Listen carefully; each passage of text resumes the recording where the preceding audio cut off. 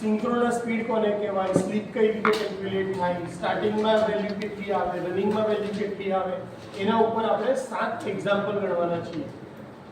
બરાબર. તો ફરીથી કારણ કે તમારા દિમાગમાં અત્યારે ડિજિટલ થોડુંક આવ્યું હશે, આપણે ખાલી બ્રશ અપ કરી લઈએ કે શેના વિશે એક્ઝામ્પલ ગણવાના છે એને છે શું. 5 મિનિટમાં ફટાફટ રિવાઇઝ કરી દઈએ. તો ઇન્ડક્શન મોટર ડ્રો કરવાની અને એને બેઝ સાથે જોડી દેવાનું. કારણ કે ઇન્ડક્શન મોટર બેઝ વગર ડ્રો કરો તો શું થઈ જાય? સુદર્શન ચક્ર સપ્લાય આપો તો ગોળ ગોળ ફરતી ફરતી બહાર જતી રહેશે. કોઈ બી જગ્યાએ મોટર ડ્રો કરો એ બેઝ વગર ડ્રો થાય નહીં. બેઝ તો ડ્રો કરવો પડે. સારું. તો સૌથી પહેલા આપણે એને શું આપીશું? તો સપ્લાય આપશું. જેવો સપ્લાય આપશું એવું થશે શું? સપ્લાય ક્યાં આપવાનો છે? સ્ટેટરમાં સપ્લાય આપશું. સ્ટેટરમાં સપ્લાય આપશું એટલે થશે શું? મેગ્નેટિક ફિલ્ડ જે આપણને દેખાવાનું છે નહીં. રોટેટિંગ મેગ્નેટિક ફિલ્ડ ફરશે. કેવું ફરશે? ગોળ ગોળ ગોળ ફરશે. Rotating magnetic field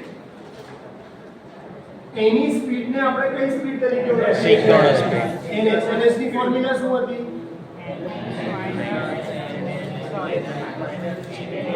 120 f by fs by p. ત્યાં fs શું છે? ફ્રીક્વન્સી કોની? સપ્લાય. p શું છે? Number of pole. એના પછી આપણે વાત કરી હતી સ્લીપ. તો સ્લીપ શું હતું? કે ભાઈ રોટર ટ્રાય કરે છે સિંક્રોનસ સ્પીડને અચીવ કરવા માટે પણ અચીવ કરતી નથી. એટલે બે વચ્ચેનો જે ડિફરન્સ છે એને આપણે ns minus nn divide by ns. અને કોના રેફરન્સમાં લઈએ છે?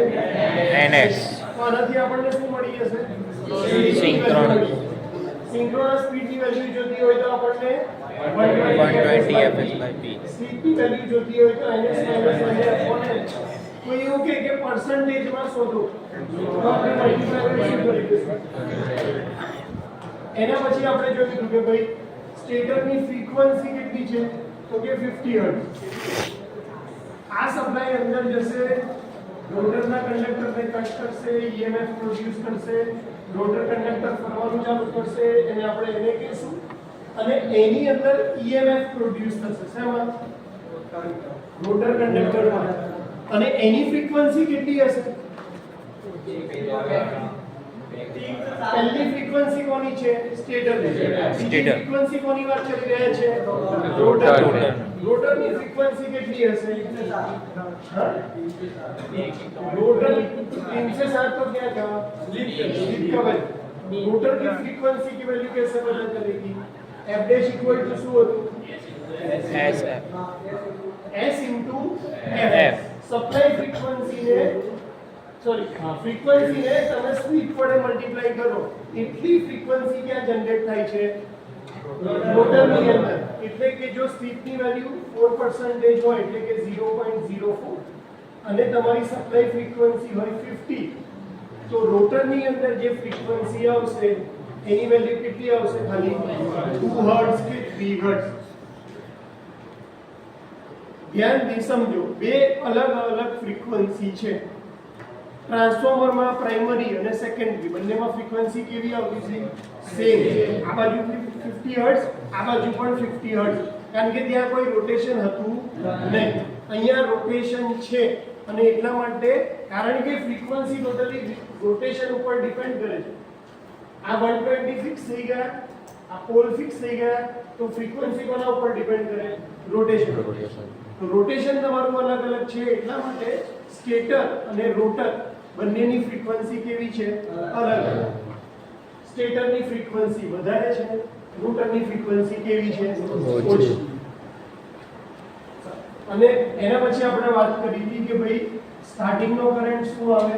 તો કે I2 = E2 Z2. અને રનિંગ કન્ડિશનમાં એક કરંટ અલગ થી એને આપણે શું કહેતા હતા? I2 dash.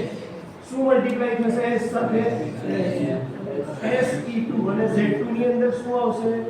R2 નો સ્ક્વેર SX2. આ આપણે જ્યારે પેરામીટર પરફોર્મન્સ જોયા હતા ત્યારે આપણે આ બધી વસ્તુ જોઈ હતી, પણ અત્યારે એક્ઝામ્પલ ગણવા હોય તો તમને આટલી બેઝિક વસ્તુઓ ખબર હોવી જોઈએ. આટલું ખબર હોય તો આપણે એક્ઝામ્પલ સ્ટાર્ટ કરીએ. બરાબર? ટેલિગ્રામનું ગ્રુપ ખોલો, એમાં મેં 7 એક્ઝામ્પલની રકમ મૂકી.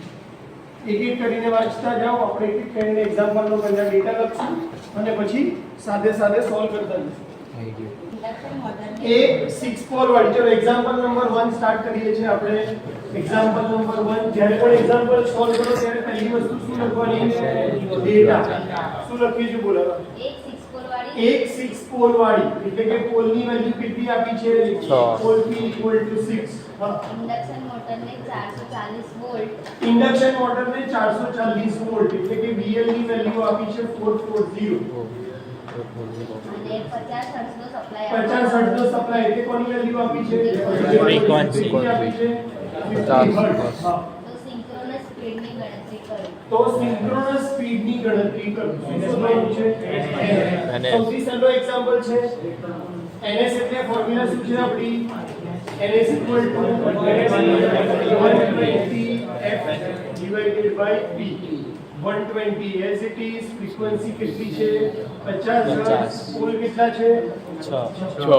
12 × 5 એટલે 60, તો 6000 divided by 6, એટલે સિંક્રોનસ સ્પીડની વેલ્યુ કેટલી આવી? 1000. પાછળ શું લખવાનું? Unit RPM, revolution per minute. એક મિનિટમાં કેટલી વખત રોટેટ થાય છે? તો 1000 વખત આ મોટર રોટેટ થશે. આની જગ્યાએ એવું પૂછ્યું હોય કે મેગ્નેટિક ફિલ્ડની સ્પીડ શોધો, રોટેટિંગ મેગ્નેટિક ફિલ્ડની સ્પીડ શોધો, તો પણ એનો આન્સર શું આવશે? આ જ. સિંક્રોનસ સ્પીડ અને રોટેટિંગ મેગ્નેટિક ફિલ્ડ બંને શું કહેવાય? સરખા. એટલા માટે એનો આન્સર પણ આ જ. ફટાફટ લખી નાખો. મોટરની સ્પીડ ફૂલ લોડ ઉપર 910 RPM હોય તો સ્પીડની કિંમત ટકાવારી અચ્છા, એને ની વેલ્યુ જો 910 RPM હોય તો તેની વેલ્યુ શોધવાની છે. સ્લીપની વેલ્યુ શોધો, પર્સન્ટેજની વેલ્યુ. NS મિલી ગયા તો NS મળી ગયું છે આપણને. હવે સ્લીપની ફોર્મ્યુલા લગાડશું. NS minus NA upon NA. Slip પર્સન્ટેજમાં કીધી છે શોધવાની, તો મલ્ટીપ્લાય બાય 100. NS કેટલા છે? 1000. NA કેટલા છે? 910 divided by 1000 into 100. 1000 માંથી 910 માઈનસ કરીએ તો 90 ભાગ્યા 1000 ગુણ્યા 100, એટલે આ 0 બની ગયા, આ 1 ગયા. કેટલા પર્સન્ટેજ આવે છે? 9%. કોની વેલ્યુ આવી? સ્લીપની વેલ્યુ. Slip S = 9%. એટલે આપણી પાસે બે આન્સર બની ગયા.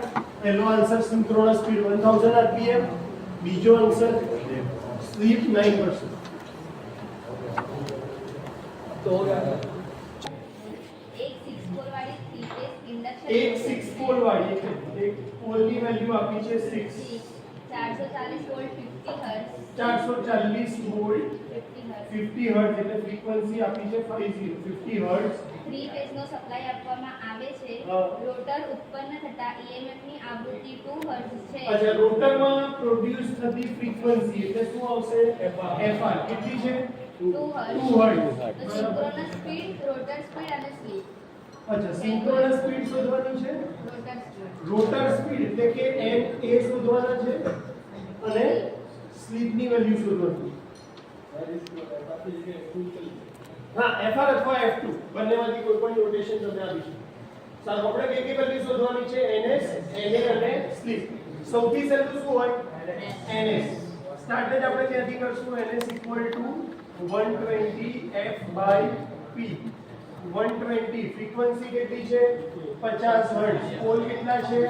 6, એટલે કે 6000 divided by 6. NS ની વેલ્યુ કેટલી આવશે? 1000 RPM. NS ની વેલ્યુ મળી ગઈ. હવે સ્પીડ ની વેલ્યુ લઈ લઈએ. તો F સપ્લાય ફ્રીક્વન્સી, FR રોટરની ફ્રીક્વન્સી કેટલી થશે? તો કે slip time supply frequency. Slip time supply frequency આપણી પાસે FR ની વેલ્યુ પણ છે, F ની વેલ્યુ પણ છે, તો આપણને શેની વેલ્યુ મળી જશે? S. એટલે કે FR ની વેલ્યુ છે 2, સ્લીપની વેલ્યુ નથી ખબર, f ની વેલ્યુ છે 50, તો s ઇક્વલ ટુ શું થશે 2 ડિવાઇડેડ બાય 50, એટલે સ્લીપ કેટલા આવશે 0.04, 0.04. એટલે હવે આપણે સ્લીપની વેલ્યુ મળી ગઈ, આપણી પાસે ns છે, આપણે na ની વેલ્યુ શોધવાની. તો ફરીથી સ્લીપ ઇક્વલ ટુ શું આવશે ns minus na divided by ns. સ્લીપની વેલ્યુ છે 0.04, ns ની વેલ્યુ છે 1000, na આપણને ખબર નથી અને ns ની વેલ્યુ છે 1000. એટલે સૌથી પહેલા હું 0.04 અને 1000 નું મલ્ટીપ્લિકેશન કરીશ. કેટલું આવશે આ 0.04 ચાલી આવે. Equal to 1000 minus n. આની વેલ્યુ કેટલી આવશે 40 equal to 1000 minus n. n ને હું આ બાજુ લઈ જઈશ અને 40 ને ક્યાં લઈ જઈશ એટલે n ની વેલ્યુ શું આવશે 1000 માઈનસ 40. એને કેટલા આવી જશે 960 rpm રિવોલ્યુશન પર મિનિટ. સ્લીપની વેલ્યુ મળી ગઈ આપણને, ns ની વેલ્યુ 1 પણ આપી, એટલે પહેલો આન્સર ns, બીજો આન્સર તમારો સ્લીપ 4% અને થર્ડ આન્સર n.